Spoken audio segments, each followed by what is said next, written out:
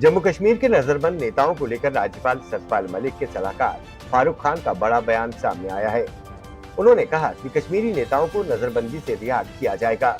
हालांकि उससे पहले नजरबंद हर व्यक्ति के बारे में जरूरी जांच पड़ताल की जाएगी। बता दें कि 5 अगस्त को अनुच्छेद 370 हटाने के बाद जम्मू में नजरबंद कई नेताओं की नजरबंदी समाप्त कर दी गई। पुलिस की ओर से सभी नेताओं को नजरबंदी हटाने की सूचना दी गई। नजरबंद नेताओं ने भी इसकी पुष्टि की है। माना जा रहा है कि बीडीसी चुनाव को देखते हुए इन नेताओं की नजरबंदी हटाई गई है ताकि राजनीतिक गतिविधियां शुरू हो सके।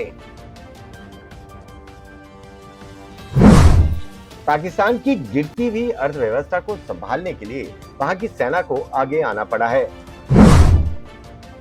बांग्लादेश की प्रधानमंत्री शेख हसीना भारत पहुंच गई हैं।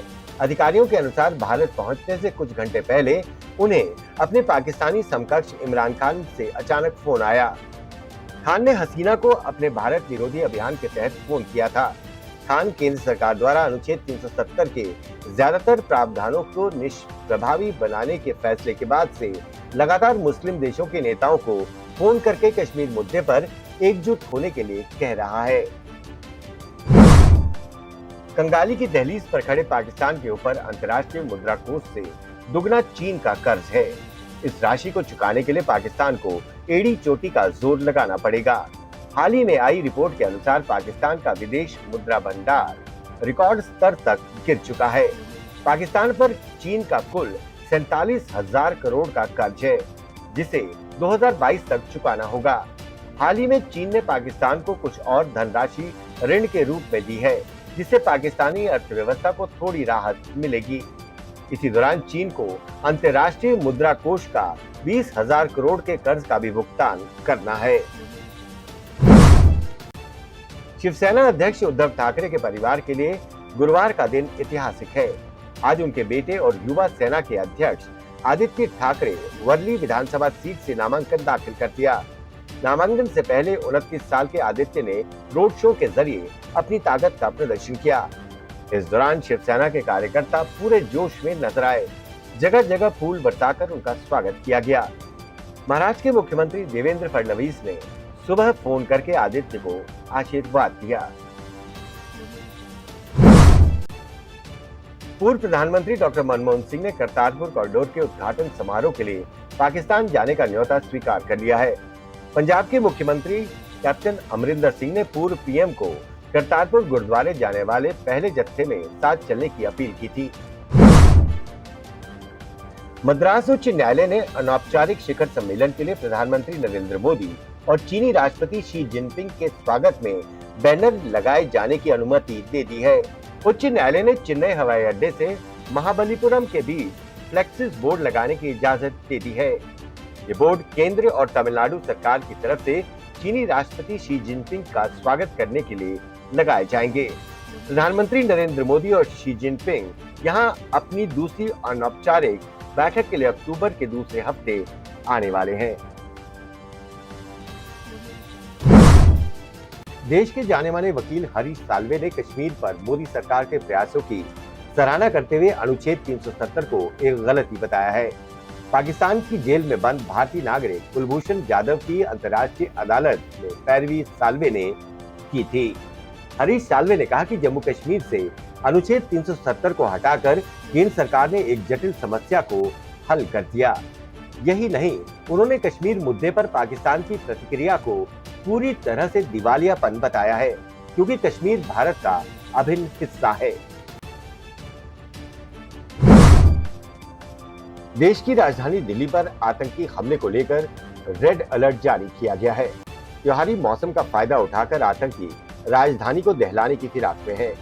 खुफिया जानकारी मिली है कि दिल्ली में 3-4 कट्टर आतंकी मौजूद हैं। सूत्रों के अनुसार आतंकी संगठन जैश ए मोहम्मद के आत्मघाती हिदायन आतंकी पिछले हफ्ते शहर पहुंच गए हैं। बताया जा रहा है कि ये आतंकी जम्मू कश्मीर से अनुच्छेद 370 के ज्यादातर प्रावधानों को निष्प्रभावी करने का बदला लेना चाहते हैं। राजधानी में मौजूद आतंकियों में कम से कम 2 विदेशी पाकिस्तानी आतंकी हैं। रात के 9 बजे दिल्ली पुलिस की स्पेशल सेल और खुफिया एजेंसियों ने शहर के 9 स्थानों पर छापेमारी की। 2 संदिग्धों को हिरासत में लेकर पूछताछ की जा रही है। केंद्रीय गृह मंत्री अमित शाह ने दिल्ली कटरा वंदे भारत एक्सप्रेस को हरी झंडी दिखाकर कटरा के लिए रवाना किया। अमित शाह ने नई दिल्ली रेलवे स्टेशन पर आयोजित कार्यक्रम में हिस्सा लिया और वंदे भारत एक्सप्रेस को दिल्ली से कटरा के लिए हरी झंडी दिखाई। इस ट्रेन का नियमित संचालन 5 अक्टूबर से शुरू होगा। भारत और पाकिस्तान के बीच परमाणु युद्ध छिड़ने पर कम से कम 5 करोड़ लोग मारे जाएंगे। वहीं इससे निकले विकिरण से 1 दशक तक वैश्विक वायुमंडल तबाही जारी रहेगी। पाकिस्तान के प्रधानमंत्री से लेकर सेना अध्यक्ष और कई मंत्री तक भारत को परमाणु युद्ध की धमकी दे चुके हैं। इमरान खान ने तो हाल ही में हुई संयुक्त राष्ट्र महासभा के मंच से भारत को परमाणु युद्ध की गीदड़ भभकी दी थी। भारत को फ्रांस में बड़ी कूटनीतिक जीत मिली है। सूत्रों के अनुसार भारत ने फ्रांस के निचले सदन में पाकिस्तान अधिकृत कश्मीर पीओके के राष्ट्रपति मसूद खान के कार्यक्रम को रद्द करवा दिया। भारतीय मिशन ने फ्रांस के विदेश मंत्रालय को एक आपत्ति पत्र लिखा था, जिसके बाद पीओके के राष्ट्रपति को कार्यक्रम में शामिल होने से रोक दिया गया। सीमा सुरक्षा बल ने एक संदिग्ध को अंतर्राष्ट्रीय सीमा क्षेत्र से पकड़ा है। ये शख्स भारतीय सीमा में घुसने की कोशिश कर रहा था। इसी दौरान बीएसएफ ने उसे हिरासत में ले लिया। इस शख्स को अखनूर सेक्टर से पकड़ा गया है। संदिग्ध को बीएसएफ ने जांच के लिए जम्मू कश्मीर पुलिस को सौंप दिया है।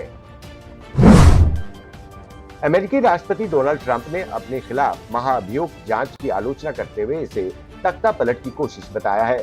ट्रंप ने ट्वीट कर लिखा है कि जैसे मैं रोज देख रहा हूं, उससे इसी बात का निष्कर्ष निकल पा रहा हूं कि ये महाभियोग नहीं बल्कि तख्ता पलट की प्रक्रिया है।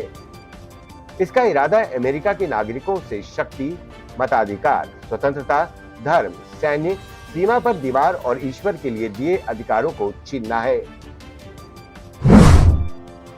बिहार में आई बाढ़ से जनजीवन पूरी तरह से अस्त व्यस्त हो चुका है। वहीं पूर्व केंद्रीय मंत्री और पाटलिपुत्र लोकसभा सीट से भाजपा के सांसद रामकृपाल यादव बुधवार को अपनी संसदीय क्षेत्र में बाढ़ ग्रस्त क्षेत्रों का दौरा करने पहुंचे थे। इस दौरान वो जिस नाव में सवार थे वो नाव पलट गई, जिसके बाद वो डूबने लगे। आनंद फानन में उनके पास मौजूद स्थानीय लोगों ने उन्हें डूबने से बचाया। इस घटना में सांसद को मामूली चोटें आई हैं।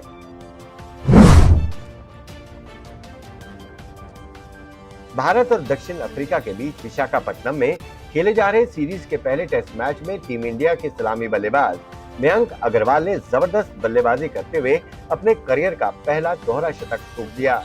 दूसरे दिन रोहित के साथ बल्लेबाजी करने आए मयंक ने पहले सत्र में अपना शतक पूरा किया और लंच के बाद दोहरा शतक जड़ दिया। 115वें ओवर की पहली गेंद पर मयंक अग्रवाल ने अपने करियर का पहला दोहरा शतक पूरा किया। भारतीय अंतरिक्ष अनुसंधान संगठन इसरो इस समय एक साथ कई बड़े प्रोजेक्ट्स पर काम कर रहा है। एक तरफ जहां वैज्ञानिकों ने अब तक चंद्रयान 2 के विक्रम लैंडर से संपर्क की कोशिश में हार नहीं मानी है, वहीं दूसरी ओर भारत के पहले मानव मिशन गगनयान की भी तैयारियां जारी हैं। इस बीच अब इसरो प्रमुख के सीवन ने एक और बड़े प्रोजेक्ट के बारे में जानकारी दी है। ये प्रोजेक्ट ऐसा है कि इसरो ने इसे पहले कभी नहीं किया। हरियाणा विधानसभा चुनाव के लिए कांग्रेस ने 84 उम्मीदवारों की पहली सूची देर रात जारी कर दी। हरियाणा कांग्रेस के पूर्व अध्यक्ष अशोक तंवर के समर्थक दिन भर दिल्ली में पार्टी कार्यालय में हंगामा कर विरोध जताते रहे, परंतु उनको टिकट में मायूसी मिली। तो वहीं दूसरी तरफ हुड्डा अहमद पटेल की सीक्रेट बातचीत का वीडियो आउट हुआ है। ये वीडियो वायरल हो रहा है। इंटरनल सर्वे में 14 सीट जीतने की रिपोर्ट पर अहमद पटेल हुड्डा को लताड़ लगाते हुए दिख रहे हैं और वो पूछ रहे हैं कि हरियाणा में कांग्रेस पार्टी कहां गई। वहाँ